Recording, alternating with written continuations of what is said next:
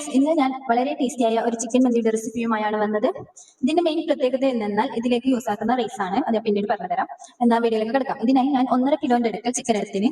അതിനെ ഞാൻ ഫോർക്കോട് ഇങ്ങനെ കുത്തി കൊടുത്തിട്ടുണ്ട്, മസാല നന്നായി പിടിക്കാൻ വേണ്ടി.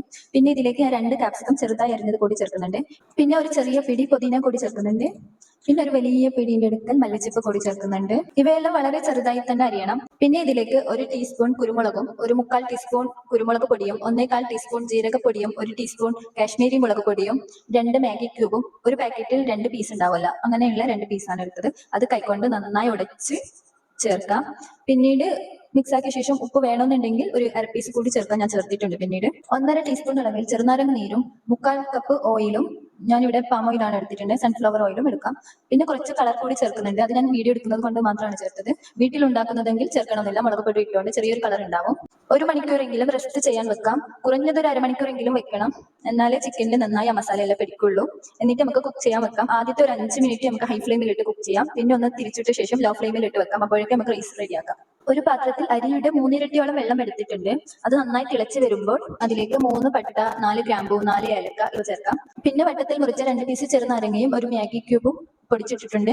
പിന്നെ ആവശ്യത്തിന് ഉപ്പും 1 ടേബിൾ സ്പൂൺ അളവിൽ ഓയിലും കൂടി ചേർക്കുന്നുണ്ട്.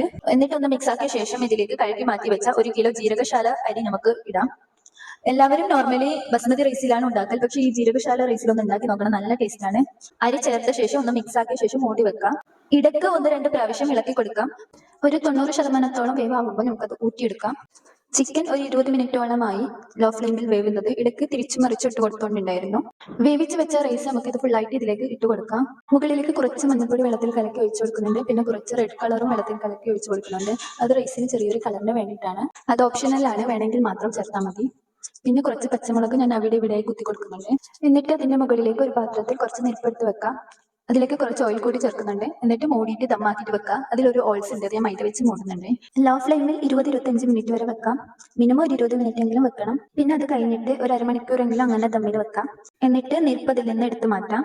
ഞാൻ റൈസ് ഒരു പാത്രത്തിലേക്ക് സെപ്പറേറ്റ് മാറ്റി വെക്കുന്നുണ്ട്. അത് അതിൽ നിന്ന് ചിക്കൻ എടുത്ത് മാറ്റി വെക്കാനാണ്. അല്ലെങ്കിൽ അത് മിക്സ് ആക്കുമ്പോൾ ചിക്കൻ എല്ലാം അതിലേക്ക് പൊടി പൊടിയാവും. അതുകൊണ്ട് ചിക്കൻ മാറ്റി വെച്ച ശേഷം ആ റൈസ് എല്ലാം അതിലേക്ക് മിക്സ് ആക്കാം. അടിയിൽ ചിക്കന്റെ ഗ്രേവി എല്ലാം നന്നായിട്ടുണ്ടാകും. അതെല്ലാം റൈസിലേക്ക് നന്നായി മിക്സ് ആക്കാം. ചിക്കന്റെ നല്ല ഫ്ലേവർ റൈസിലേക്ക് കിട്ടും. അപ്പൊ റൈസിന് ഒരു പ്രത്യേക ടേസ്റ്റ് ആയിരിക്കും. സെർവ് ചെയ്യേണ്ട എങ്ങനെയെന്ന് വെച്ചെങ്കിൽ റൈസ് എല്ലാം ഇട്ട ശേഷം മുകളിലേക്ക് ചിക്കൻ വെച്ച് നമുക്ക് സെർവ് ചെയ്യാവുന്നതേ ഉള്ളൂ. നല്ല ടേസ്റ്റിയായ ചിക്കൻ മന്തി ഇവിടെ റെഡി ആയിരിക്കുന്നു. Thank you.